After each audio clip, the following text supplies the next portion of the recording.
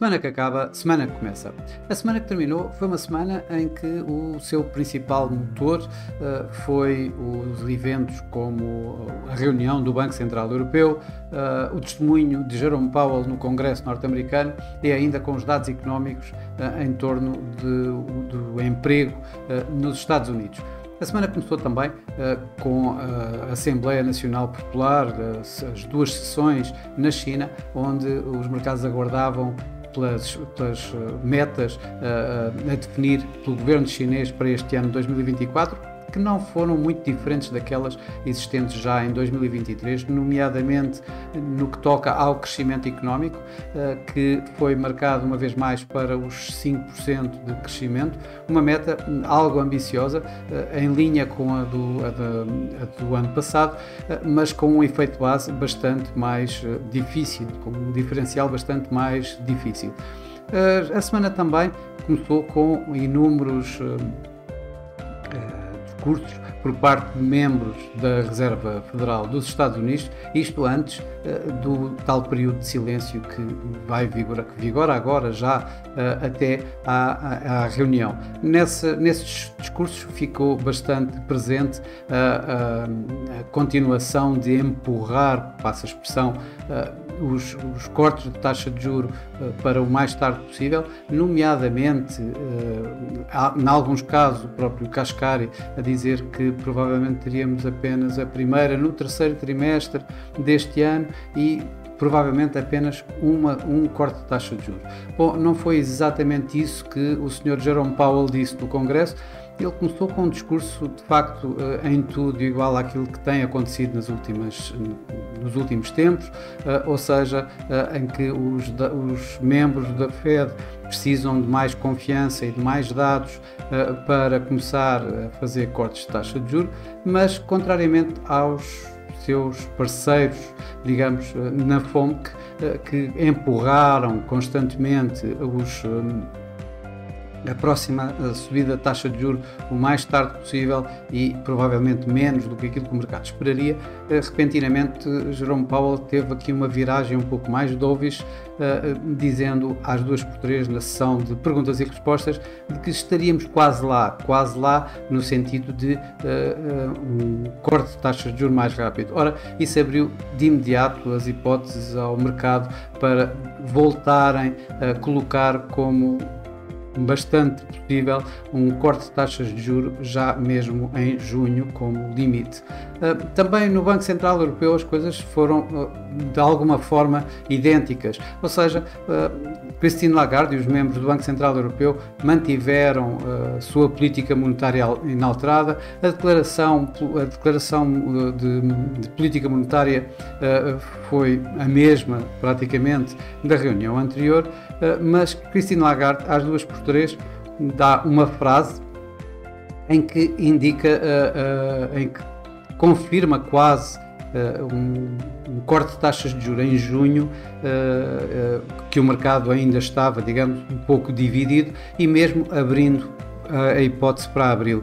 Isto quando diz que em abril saberemos mais, mas em junho saberemos muito mais. Ou seja, acaba por definir de alguma forma a possibilidade de um corte, do primeiro corte de juros aparecer em junho e inclusive abrindo a hipótese, abrindo ligeiramente a porta a uma possibilidade disso suceder ainda antes, em abril.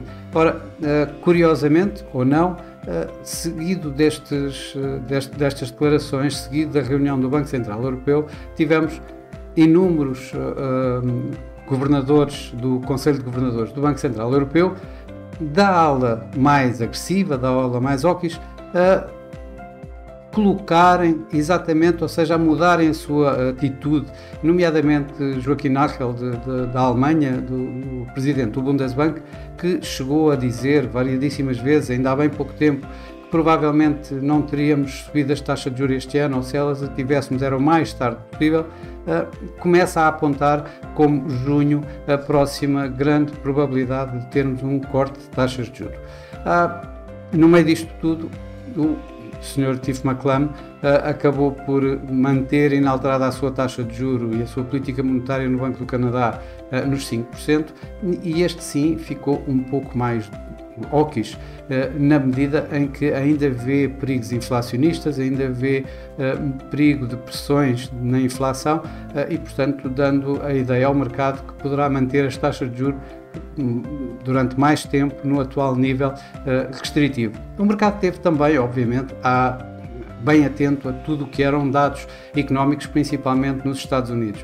Começou logo pelo ISM de serviços, depois de um recuo no manufatureiro, o de serviços também foi atrás e caiu um pouco mais do que esperado. Principalmente também o mercado olhava para a componente do emprego nesse mesmo ISM, que também caiu, dos 50,5 para os 48, ou seja, voltou para uma situação de não contratação, digamos assim, em termos médios no setor de serviços. Por outro lado, depois o JOLTS, portanto, as vagas de emprego, o número do mês passado foi revisto em baixa, e o número deste mês acabou por sair ligeiramente acima do esperado, ali nos quase 8,9 milhões de novas vagas de emprego, e entretanto os non-farm payrolls acabaram por sair acima do esperado. Esperavam-se 200 mil, saiu 275 mil, mas nesta surpresa toda o que se passou foi que o número fantástico do mês passado, 353 mil, acabou por ser revisto bem em baixo para cerca dos 229 mil. Ora, tudo isto acabou por baralhar aqui um pouco as contas ao mercado, que levaram o mercado acionista norte-americano definitivamente a terminar negativo esta semana, o mercado europeu a terminar positivo e o mercado misto na Ásia. O Nikkei acabou por terminar a semana a perder cerca de 0,5%, não sem antes ter feito um novo máximo histórico. O SP 500 terminou a perder 0,26%, e foi o que teve melhor desempenho dos principais índices norte-americanos, com o Nasdaq a perder mais de 1%.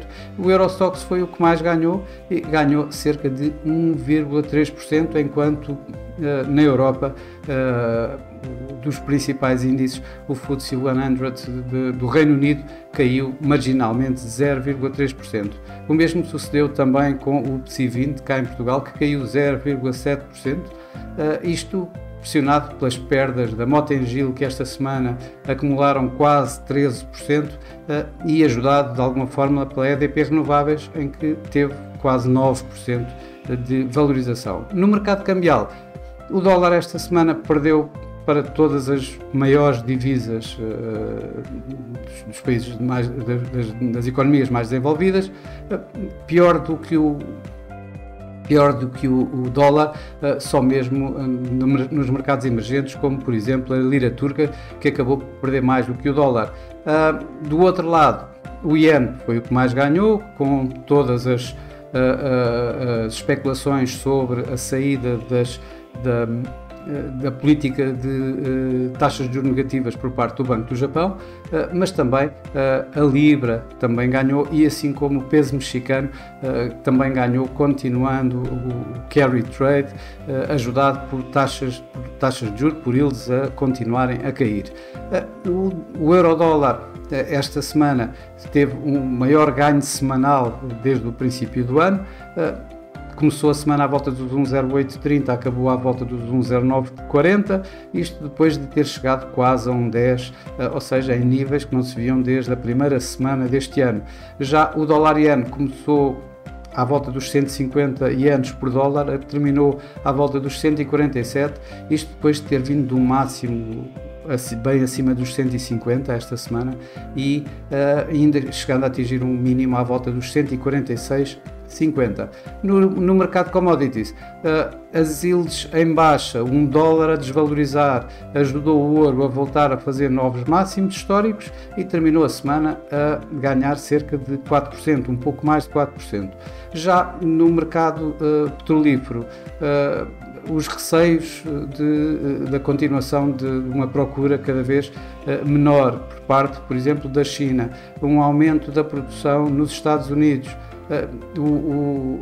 a possibilidade de haver também aqui assim um pouco arrefecer da situação em Gaza com a aproximação de um possível cessar-fogo, acabou por levar os preços do petróleo esta semana em baixa.